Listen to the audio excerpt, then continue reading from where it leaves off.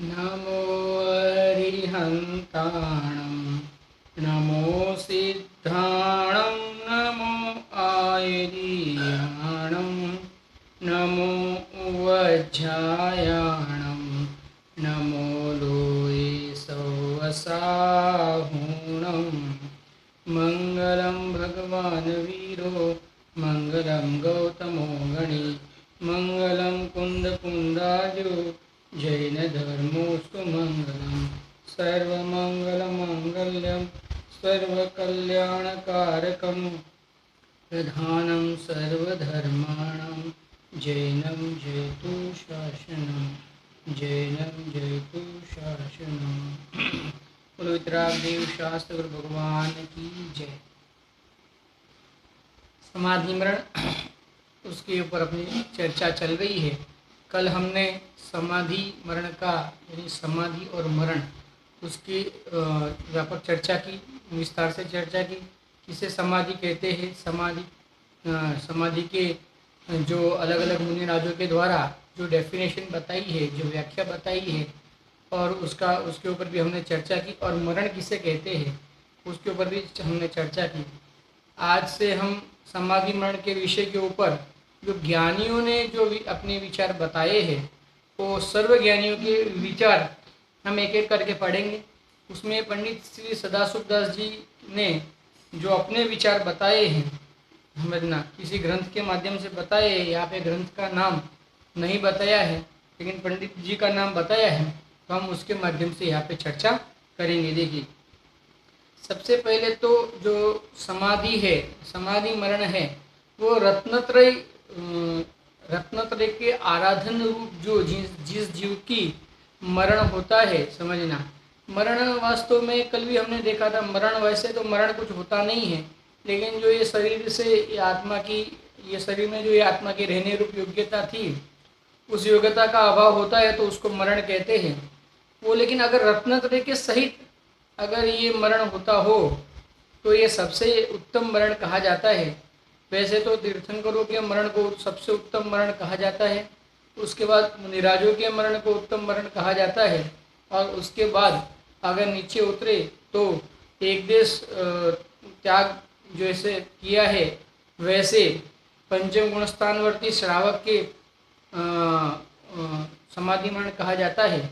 और सम्यक दृष्टि जीव के भी सम्यक्त्व सहित यथा योग्य समाधि मरण कहा जाता है, क्योंकि अब वो जिस जीव ने सम्यक्त्व ग्रहण किया है उसने भी रत्नत्रय की आराधना पूर्वक ही सम्यक्त्व ग्रहण किया है, और उसके भी उतनी कसाई शांत हुई है, समझना। और उसने अगर समाधि मरण सीधा लिया हो तो समाधि मरण सीधा ले सकते हैं। पहले अगर 12 प्रकार के व्रत है वो स्वरूप से अगर समाधि मरण लेता हो तो वो तो एक राजमार्ग है। लेकिन अगर सीधा अगर समाधि मरण कोई जीव सीधा अगर समाधि मरण लेता हो तो भी कोई उसमें ऐसा दोष नहीं है कि वो सीधा नहीं ले सकता है। पहले उसको 12 व्रत ग्रहण करने ही पड़ेंगे और बाद में ही वो समाधि मरण ले पाएगा वो जीव, वैसा कोई नियम नहीं है। लेकिन राजमार्ग वही है, राजमार्ग वही है। जैसे मुनिराज जब दीक्षा लेते हैं तो ऐसा कहा जाता है कि सम्यक दर्शन प्रकट करके नियम से 11 प्रतिमा रूप जीवन जो श्रावक जीवे और उसके बाद में अगर मुनिपना ग्रहण करे तो वो उत्तम मुनिपना ग्रहण कर सकता है। ये तो राजमार्ग है, आप समझना। यानी वृद्धिगत होते होते वो जीव उस रास्ते से चल रहा है कि जिस रास्ते से वापस उसको रिटर्न नहीं जाना है, समझना। वापस मुड़ के उसको नहीं देखना है, इसके लिए उस रास्ते से जो जा रहा है वो राजमार्ग है। लेकिन अगर वो सीधा कोई मुनिपना ग्रहण कर सकता है, ऐसा नहीं है कि उसको पंचम गुणस्थान में योग्य जो व्रतादि है वो ग्रहण करने ही पड़ेंगे और उसके बाद में ही वो मुनिपना ले पाएगा, वैसा कोई नियम नहीं है। लेवे तो बहुत अच्छी बात है, वो राजमार्ग कहा जाता है। राजमार्ग यानी सच्चा मार्ग कहा जाता है, वास्तव में उत्तम मार्ग कहा जाता है, क्योंकि वो नियम से वृद्धिगत होते गए ना, तो उसने सर्व पड़ावों को उसने पार किया, तो उसको पता है कि पूर्व में उसके क्या क्या अवस्थाएं बनी थी, कितने कितने राग रहे थे और उस राग का किस किस प्रकार से उस जीव ने अभाव किया है। तो अब उस राग को क्यों नहीं ग्रहण करना, समझना, वो उस जीव को पता रहता है, तो उस इसलिए उसको राजमार्ग भी कहा जाता है। कसायों का क्रमिक अगर अभाव करता है ये जीव, समझना, तो उसको समझ में आता है कि कसाय किस प्रकार से उत्पन्न हुई थी और ये किस प्रकार से उसका अभाव करना चाहिए। तो क्रमिक मार्ग ख्याल में आने से उसको राजमार्ग कहा जाता है। वैसे कोई नियम वाली बात नहीं है।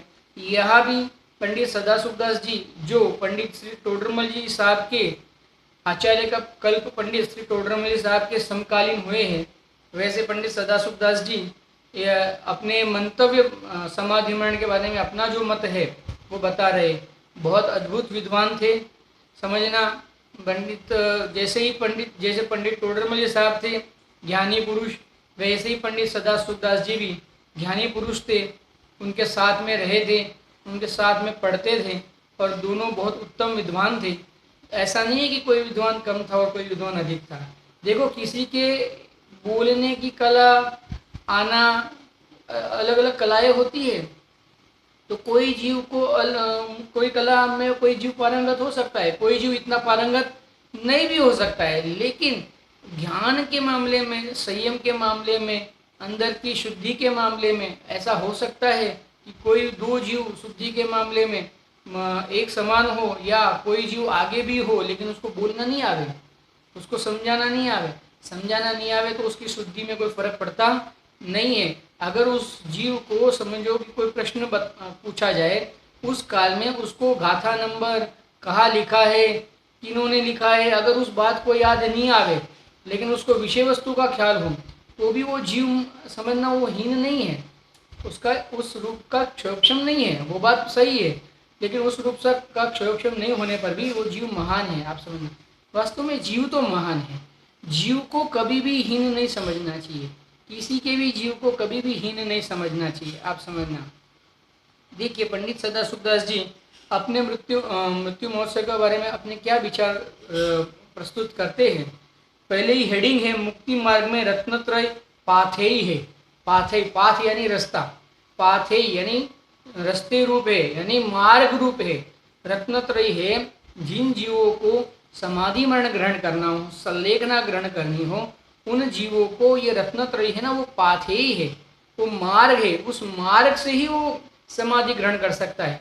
क्योंकि अगर आप अगर रत्नत्रय धारण नहीं करोगे, यानी भेद ज्ञान पूर्वक स्वरूप की आराधना नहीं करोगे, रत्नत्रय यानी सम्यक दर्शन, सम्यक ज्ञान, सम्यक चरित्र की आप आराधना नहीं करोगे, तो आपको सुख की उत्पत्ति होगी ही नहीं, संयम प्रकट होगा ही नहीं। और बिना संयम के कसायों का अभाव होगा नहीं, और बिना कसायों के अभाव समाधि मरण नहीं होगा, संलेखना नहीं होगी। इसके लिए जिन जीवों को समाधि मरण संलेखना ग्रहण करनी हो, उन जीवों को रत्नत्रय की प्राप्ति करनी ही चाहिए। रत्नत्रय की प्राप्ति के बिना समाधि मरण अगर कोई जीव ग्रहण करता है तो उसको समाधि मरण नहीं कहा जाता है। रत्नत्रय के सहित ही समाधि मरण गिना गया है। क्योंकि समता, पूर्व में समता किस प्रकार से प्रकट होगी, शांति किस प्रकार से प्रकट होगी। आप रत्नत्रय की आराधना करोगे, स्वरूप की आराधना करोगे, स्वरूप में शांति भरी है तो स्वरूप से शांति प्रकट होगी। बाहर में शांति है नहीं, बाहर में देव शास्त्र गुरु में भी शांति नहीं। आप समझना, धन वैभव घर मकान आदि में तो शांति नहीं है, वो तो दुनिया कहती है, लेकिन वास्तव में देव शास्त्र गुरु में भी शांति नहीं है। तो उसमें भी शांति नहीं, और हमें शांति प्रकट करनी है, शांतिपूर्वक मरण को अंगीकार करना है। तो शांतिपूर्वक अगर मरण को अंगीकार करना है तो उसके लिए क्या करना पड़ेगा, रत्नत्रय को ग्रहण करना पड़ेगा, रत्नत्रय के पथ पे चलना पड़ेगा। रत्नत्रय के पथ पे चलेंगे तो ही समाधि मरण अंगीकार कर पाएंगे। अगर रत्नत्रय के पथ पे नहीं चलेंगे तो समाधि मरण अंगीकार नहीं कर पाएंगे।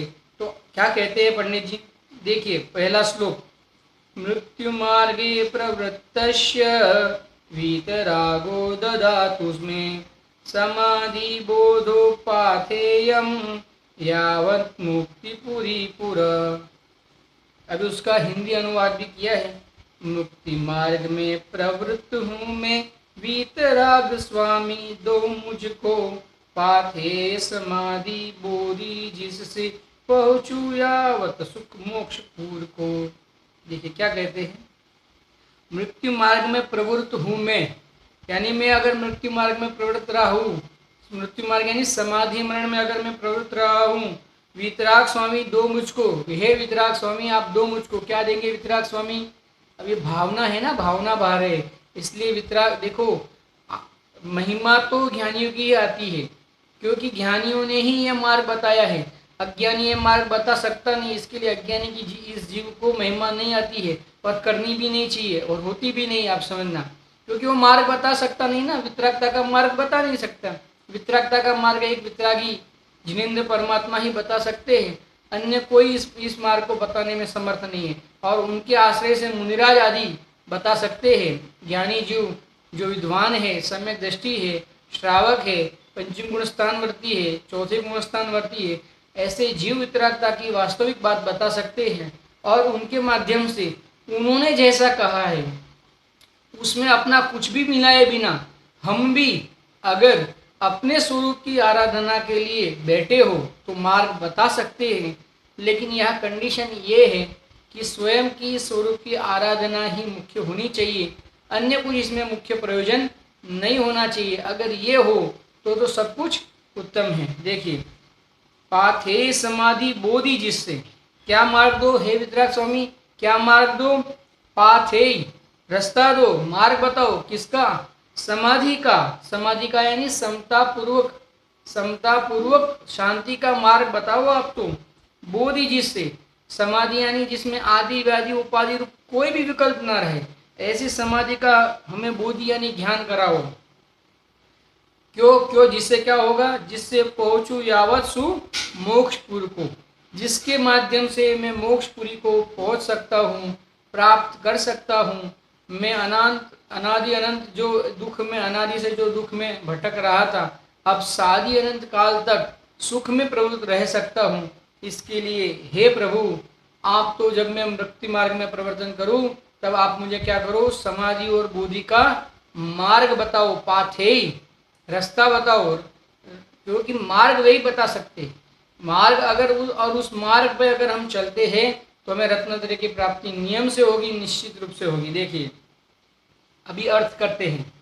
अर्थ, मृत्यु के मार्ग में प्रवृत्ता जो मैं ताकू, देखो ये ढूंढारी भाषा में है, बहुत सरल भाषा है, वैसे हिंदी के जैसी ही है।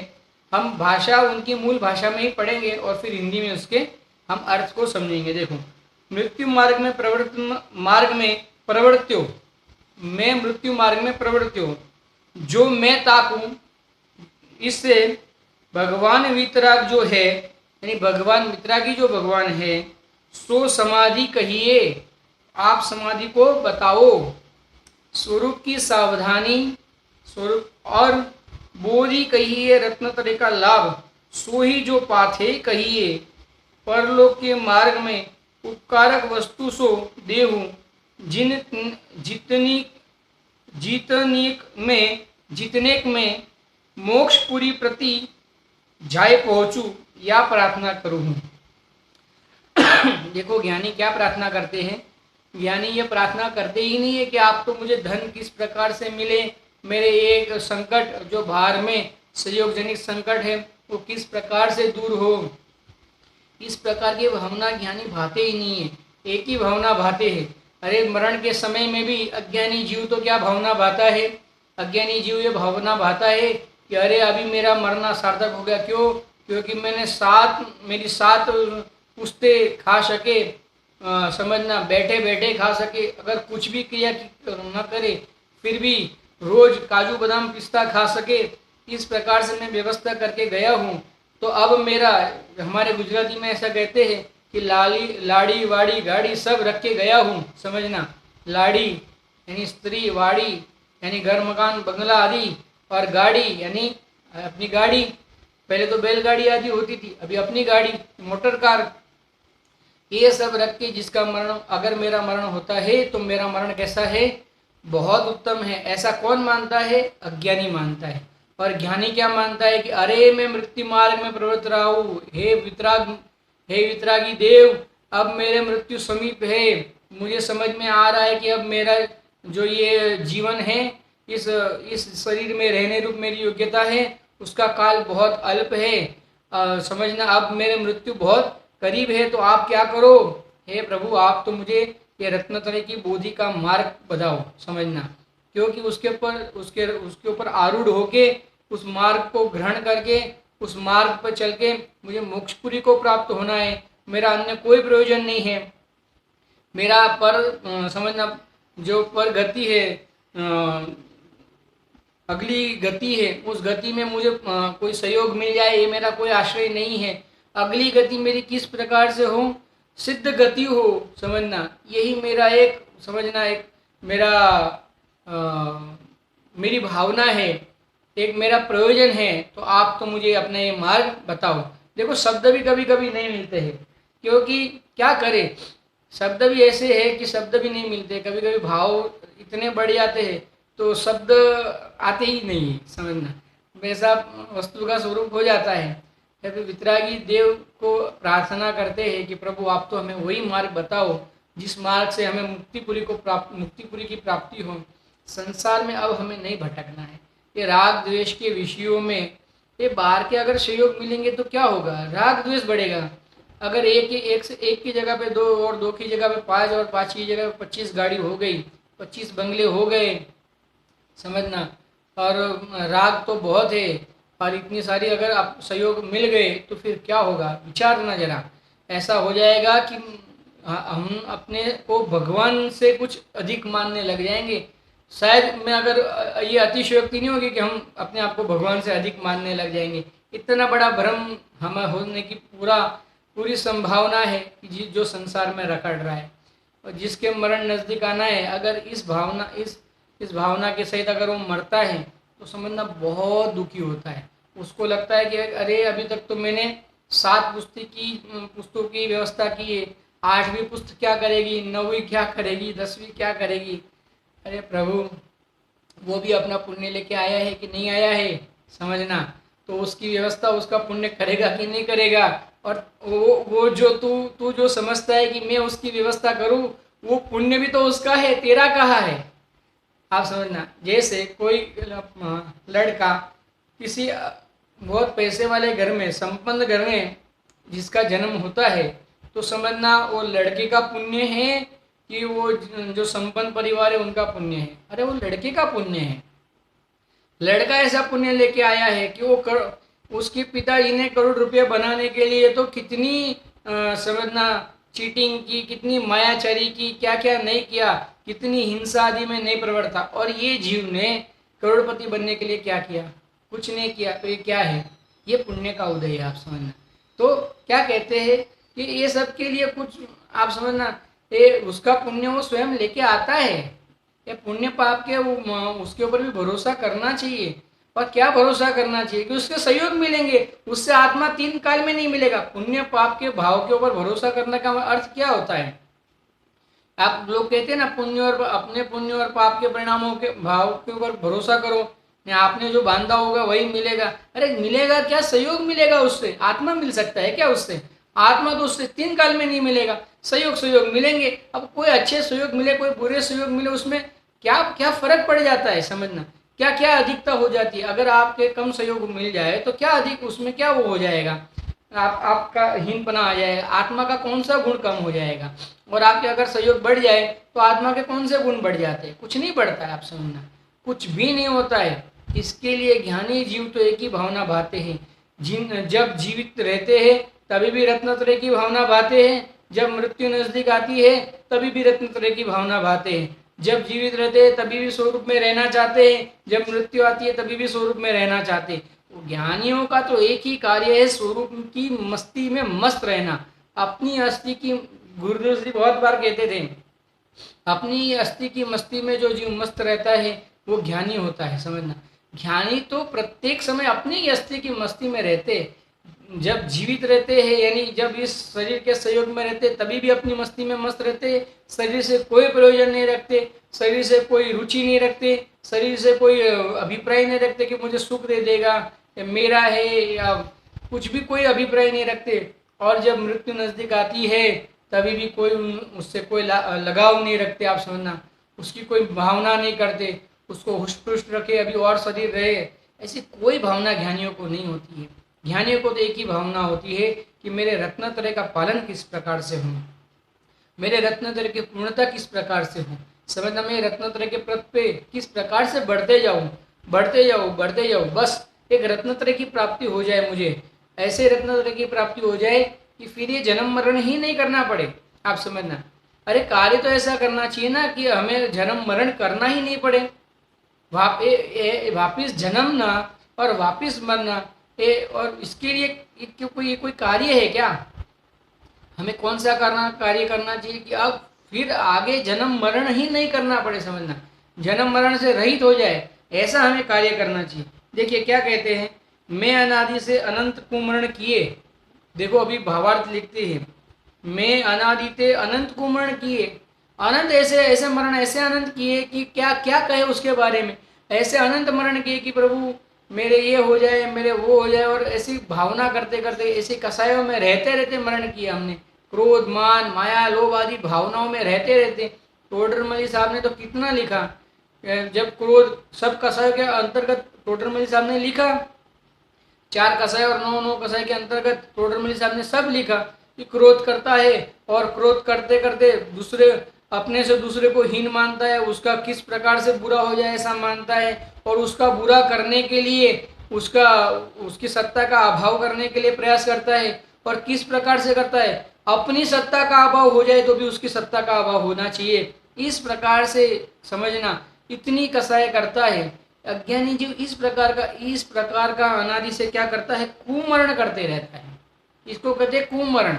समझना, मरण तो सबके होना है, ये शरीर में से तो सबके जाना है, लेकिन अगर रत्नत्रय के पथिक से रत्नत्रय की प्राप्ति के सहित जाएंगे तो क्या होगा, पूर्व भव में बाद के भव में हमें क्या होगा, रत्नत्रय की आराधना रूप संयोग की प्राप्ति होगी, वितराग देव शास्त्र गुरु मिलेंगे, और पूर्व के जो संस्कार है हमारे, हमने जो रत्नत्रय की आराधना की थी वो संस्कार, देखो जो ज्ञान होता है ना, वो ज्ञान तो साथ में चलता है, वो संस्कार क्या होंगे, वो संस्कार हमें मार्ग बताएंगे, आगे जाके भी हमें मार्ग बताएंगे।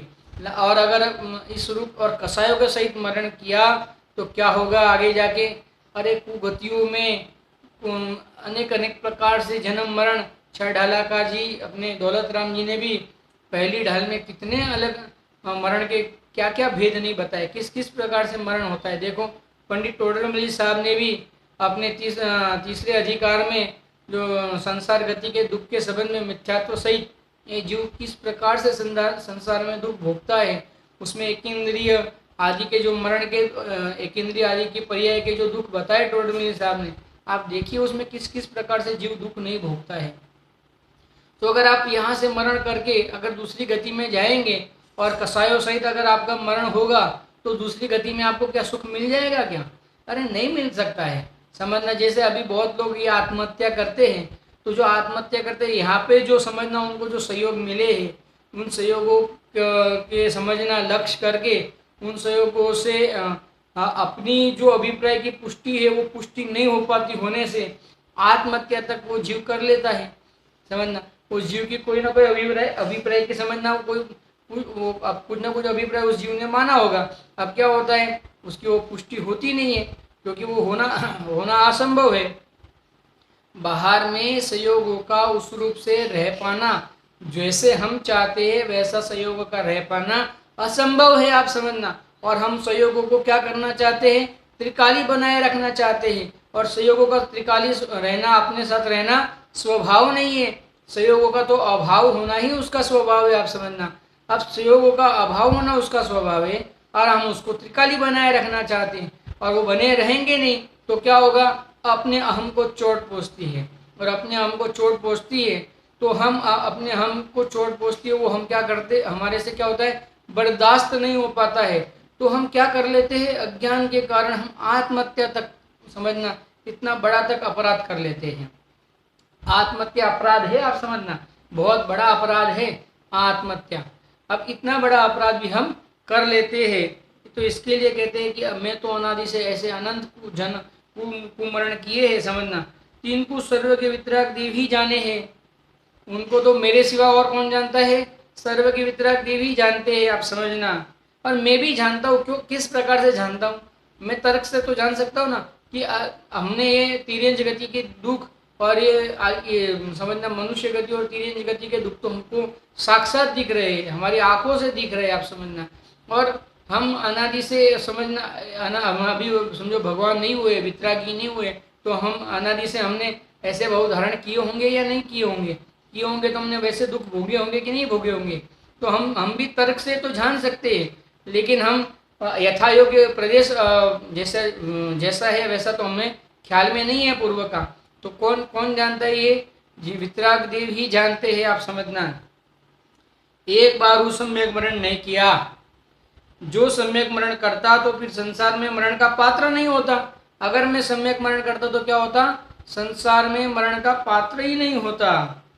जाते जहाँ देह मर जाए और आत्मा का सम्यक दर्शन ज्ञान चरित्र स्वभाव है, जो विषय कसायनी करी नाही घात्या जाए, सो सम्यक मरण है। देखो कितना बढ़िया कहा, क्या कहा?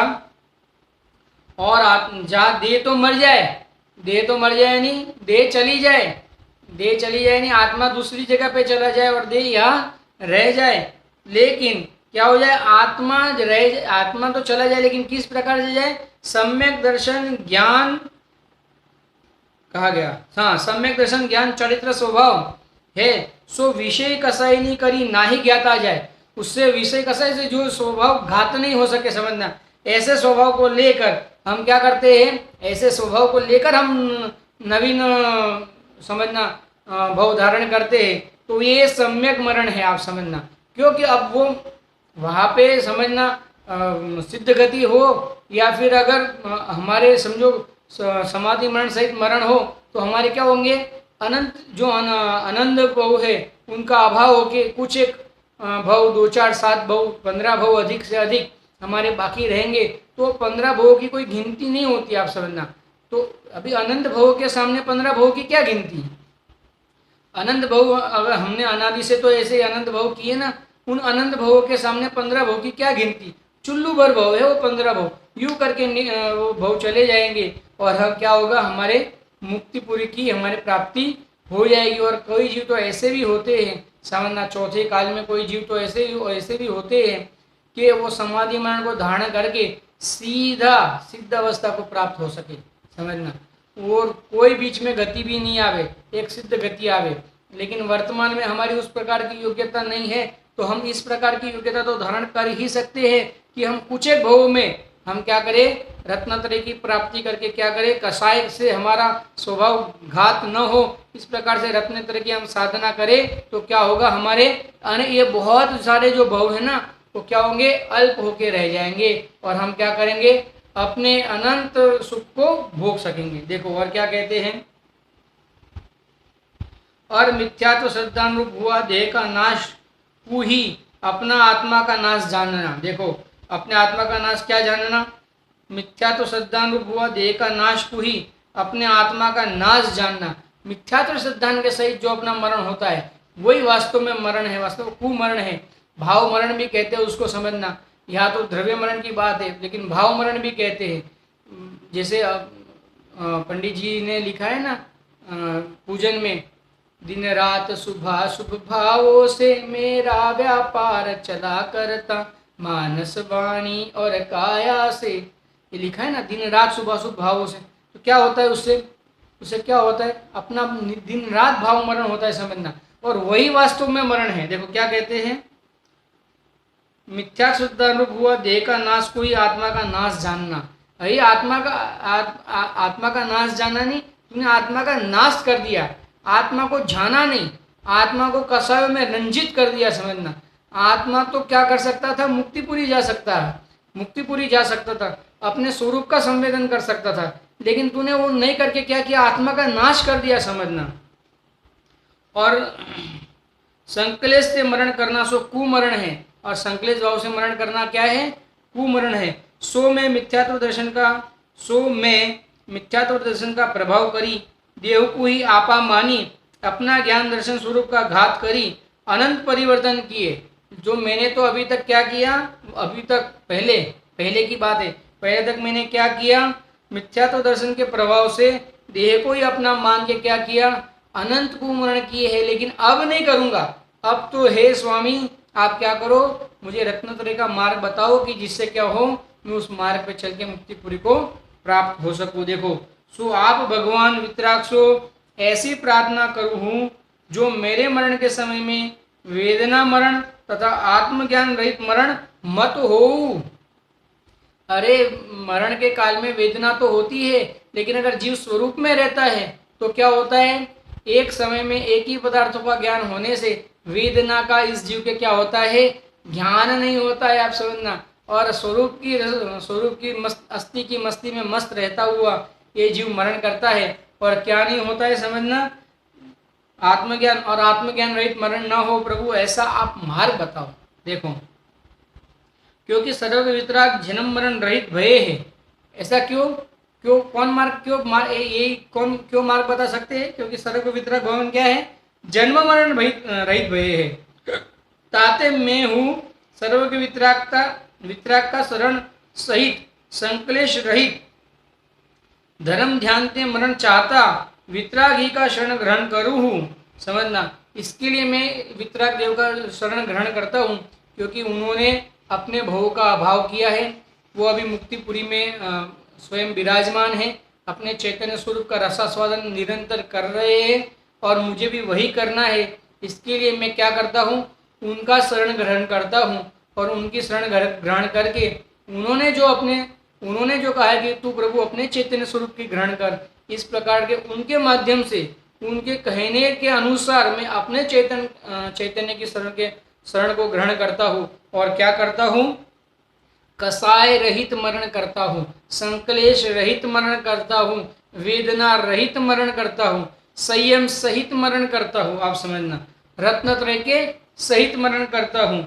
धर्म ध्यान ते मरण चाहता, इसको क्या कहते हैं, धर्म ध्यान ते मरण चाहता वितरागी का शरण ग्रहण करता हूँ। इसके लिए सबसे पहले वितराग देव शास्त्र गुरु को याद किया, उनकी महिमा की। क्यों महिमा की, क्योंकि वास्तव में वही मार्ग बता सकते हैं। अब तक तो हम संसार में रुले थे, अब तक तो हम कसाई सहित मरण करते थे। अब हे भगवान, आप कुछ ऐसा कार्य करो, हमें ऐसा कोई मार्ग बताओ। क्या होगा उस मार्ग से, क्या होगा उस मार्ग से, हम अपने स्वरूप की आराधना करके एक कसाई रहित मरण हो हमारा, वेदना रहित मरण हो, संयम सहित मरण हो। इससे क्या होगा, हमें मुक्तिपुरी की प्राप्ति हो जाएगी। अभी तक जो नहीं किया था वो कार्य क्या हो जाएगा, प्रकट हो जाएगा। देखो, इस प्रकार से सबसे पहले श्लोक में पंडित जी ने वितराग देव शास्त्र गुरु की महिमा की। वास्तव में देखो, प्रार्थना भी कैसी की, उनकी महिमा भी किस प्रकार से की, अपने चैतन्य स्वरूप के आश्रय से की। यानी मुझे अपना स्वरूप का आश्रय प्रदान हो, उस लिए मैं आपसे ये प्रार्थना करता हूँ, इसके लिए मैं आपकी महिमा करता हूँ, इसके लिए मैं आपका शरण ग्रहण करता हूँ। अन्य कोई प्रयोजन के अर्थ में आपका शरण नहीं ग्रहण करता हूँ। देखो, अब पंडित जी आगे क्या कहते हैं, पंडित सदा सुखदास जी आगे क्या कहते हैं, अब मैं अपने आत्मा को समझाता हूँ। देखो, अब स्वयं अपने आत्मा को समझाते हैं, क्या गजब है, क्या विद्वान है। आप समझना, ऐसे विद्वान तो मिलने भी बहुत दुर्लभ है। क्या अपने आत्मा को समझाते हैं। यहाँ तो हम दूसरों को समझाने में लगे हुए हैं कि भाई तुम समाधि मरण समझो, तुम समाधि मरण समझो। प्रभु, तुम स्वयं समाधि मरण समझो, स्वयं लग जाओ मार्ग पे।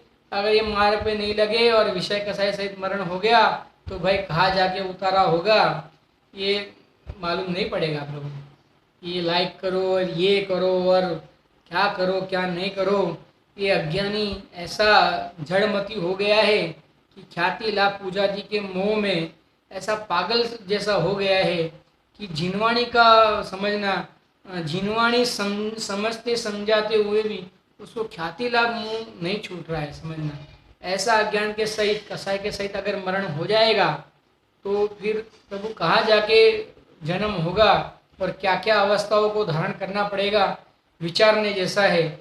इसके लिए आप स्वयं की आत्मा को समझाने का पहले, सबसे पहले क्या है, प्रसंग है। आप समझना, दूसरे को तो क्या समझावे, दूसरे को तो समझाने की पहले तो योग्यता भी नहीं है, और दूसरे को समझाने के समझना सामर्थ्य भी नहीं, और दूसरे को समझाने की कोई व्यवस्था भी नहीं है। ये तो ठीक है, अपने को बताते हैं, दूसरे सुन लेते हैं और स्वयं उस रूप से परिणमन कर लेते हैं, तो उसको इन्होंने समझाया ऐसा आरोप दिया जाता है। कोई भी आचार्य देव ने किसी भी श्रोता के लिए वास्तव में कोई ग्रंथ नहीं लिखा, आप समझना। सभी आचार्य देव ने अपने अपने लिए ग्रंथ लिखा, अपनी आराधना के लिए ग्रंथ लिखा, अपनी वितरागता के लिए ग्रंथ लिखा, अपने रत्नत्रय को किस प्रकार से और समझना वेग मिले, वो किस प्रकार से और वृद्धिंगत होता जाए, इस हेतु उन्होंने जिनवाणी की रचना की। और उनकी रचना के उन्होंने जो अपने लिए रचना की उसको पढ़ पढ़ कर ज्ञानी जीवों ने, हमने समझना मार्ग शोधने का प्रयास किया और हमने भी उनके मार्ग पर चलने का निश्चय किया। तो अब सबसे पहले उन्होंने तो अपने लिए समझाया ही नहीं है, तो हमें भी क्या करना चाहिए, अपने लिए समझना चाहिए। औरों को समझाने के लिए कोई समझना नहीं चाहिए। कोई समाधि मरण समझे, कोई समाधि मरण नहीं समझे, वास्तव में अपना प्रयोजन ही नहीं होना चाहिए। अपना प्रयोजन तो क्या होना चाहिए, मुझे किस प्रकार से समाधि मरण की प्राप्ति हो, ये अपना प्रयोजन होना चाहिए। तो पंडित जी भी देखो कितना पंडित जी का है, देवशास्त्र गुरु की आराधना की और क्या कर रहे हैं, अभी सबसे पहले अपने आत्मा को संबोधन कर रहे हैं। कितना गजब कार्य है, इसको कहते हैं विद्वान। समझना गुरुदेव श्री बहुत बार कहते थे, अरे इसको विद्वान कहते हैं। विद्वान ऐसे होते हैं, देखो जिनको वितरागता प्रमुख हो उसको विद्वान कहते हैं, है ना। विद्वान यानी पंडित किसको कहते हैं, हे पांडे हे पांडे। पंडित किसको कहते, तू तल छोड़ के तू क्यों खांडे, तो अरे तू तल को ग्रहण कर, तू उसको क्यों ग्रहण करता है, तू माल को ग्रहण कर, तू छिलके को क्यों ग्रहण करता है। जो माल को ग्रहण करता है वो पंडित है, जो छिलके को ग्रहण करता है वो मूर्ख है, आप समझना। जो ख्याति लाभ पूजा आदि को ग्रहण करता है वो मूर्ख है, और जो अपने आत्मा को संबोधन करके रत्नत्रय को ग्रहण करता है वो पंडित है वास्तव में। ये ख्याति लाभ पूजा तो बाहर में यूं ही मिल जाती है, आप समझना। जिन जिन जीवों को स्वरूप की आराधना साधना करनी है उनको ख्याति लाभ पूजा आदि तो बाहर में फोकट में मिल जाती है, समझना, फ्री में मिल जाती है। और उस वो मिले नहीं मिले, कोई सुने नहीं सुने, कोई अच्छा कहे न कहे, उससे स्वरूप की साधना में कोई अंतर नहीं पड़ता है। हमें तो स्वरूप की साधना करनी है। अगर ये जिसका निश्चय है वो अपने आत्मा को संबोधन करता है। अब क्या करता है, आत्मज्ञान ही आत्मा का क्या, कौन सा शरीर है, ज्ञान ही आत्मा का शरीर है। ये स्वयं को संबोधन क्या करते हैं, देखो उत्थानिका में पंडित जी क्या कहते हैं, ज्ञान ही आत्मा का शरीर है, ऐसा अपने आप को संबोधन करते हैं। क्या देखो गजब है, मैं ज्ञान शरीर ही हूँ, मैं ये जड़ शरीर ही नहीं हूँ। इसके लिए जड़ शरीर में कुछ भी हो जाए तो उसमें अपना अपनत्व मत कर, अपने उपयोग को बर्बाद मत कर, तू तो अपने ज्ञान स्वरूप में मस्त रहे, क्योंकि तू तो ज्ञान स्वरूप ही है। इस प्रकार से अपने ज्ञान स्वरूप को बता रहे हैं। अरे ज्ञान ही अपना शरीर है, तो अपना ज्ञान अपना शरीर है, इस प्रकार से अपने आप को संबोधन कर रहे हैं। देखो पंडित जी कितना गजब है, सुनते से भी आनंद आए, ऐसा है। रुमिजाल सत्ता किरणे जर जर देह पिंजरे, भव्य जमाने न भेतव्यम यत् सत्वं ज्ञान विग्रह, सत सत कीटाणु चाल पूरित यह जर जर देही का पिंजड़ा, इसके विनाश में भय न करो, कारण तव तन है ज्ञान जड़ा। कितना बढ़िया है। ये शरीर कैसा है, सबसे पहले तो कृमि कुल कीटाणु सत कीटाणुओं से भरा पड़ा है। अपना शरीर कैसा है, अनेक कीटाणुओं का घर है, आप समझना। अपने शरीर में अनेक कीटाणु, अनेक जीव बस रहे हैं। निगोदिया तरस जीव भी है अपने शरीर के अंदर। एक कीड़े वगैरह होते हैं ना, कीड़े, वैसे कीड़े अपने शरीर में बहुत कीड़े होते हैं, आप समझना। वैसे सत कीटाणु और निगोदिया जीव तो ठसाठस भरे पड़े हैं, आप समझना, ठसाठस भरे पड़े हैं निगोदिया जीव। ऐसे कीटाणु जाल से पूरी ये और कैसी है, झरझरित देह का पिंजड़ा। ये देह तो कैसी है, झरझरित है, समझना आप। जैसे असुचि भावना में तो कहा है ना कि देह किसकी थैली है, कीकस वसादित मैली। हाँ, देह किसकी थैली है, देह तो किसकी, हाड़ की, मांस की, चमड़ी की, परु, रुधिर, लहू, परु, इस सब की क्या है, थैली है, आप समझना। कीकस वसादित मैली, ये सबसे मैली बनी है अपनी देह, समझना। ऐसी देह है और उससे हम क्या करते हैं, राग करते हैं। क्यों क्यों क्यों क्यों ऐसा राग करते हैं, क्योंकि टोडरमल साहब ने कहा है ये जो 5 इंद्रियां हैं ना, वो वर्तमान में ज्ञान के माध्यम होने से हमें क्या भ्रम हो जाता है कि ये 5 इंद्रिय वाला मैं, तो 5 इंद्रिय से मेरा ज्ञान होता है, तो अब क्या करो, ध्यान ये 5 इंद्रियों को पुष्ट करो। क्यों पुष्ट करो? इससे मेरा ज्ञान बढ़ेगा। ऐसा कुछ होता है नहीं। ये शरीर तो कैसा है, हाड़ मांस का पिंजरा है, आप समझना। इसमें तो रऊ है, मांस है, रुधिर है, कफ है, अनेक कीड़े हैं, आप समझना। कीड़ों से भरा पड़ा ये देह है, आप समझना।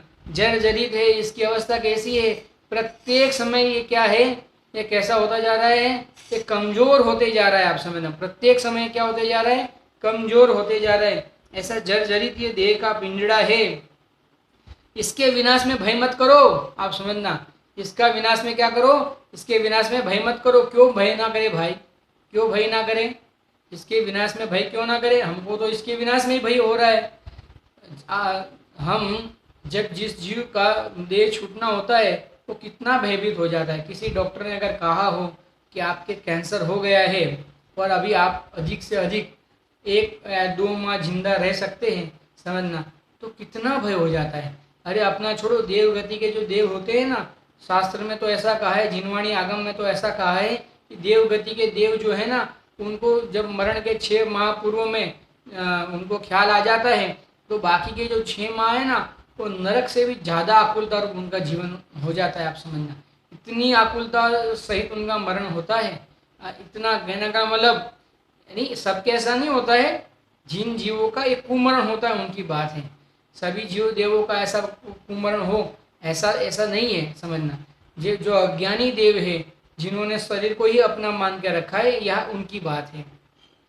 तो नरक से भी ज़्यादा उनको ऐसा लगता है, क्योंकि यहाँ तो अनेक संयोगों के साथ में रहे हुए हैं और वहाँ मरण होके कहाँ जन्म होना है अवधि ज्ञान के माध्यम से जान लेते हैं। यहाँ का सब संयोग छूटेगा, वहाँ कुछ है नहीं, वहाँ मार फाड़ है, आप समझना। कोई अपने ऊपर पैर रख के जा रहा है और अपन मर रहे हैं, सब ख्याल में आ रहा है, समझना। ऐसा जीवन, वो भी ख्याल में आ रहा है, ये भी ख्याल में आ रहा है।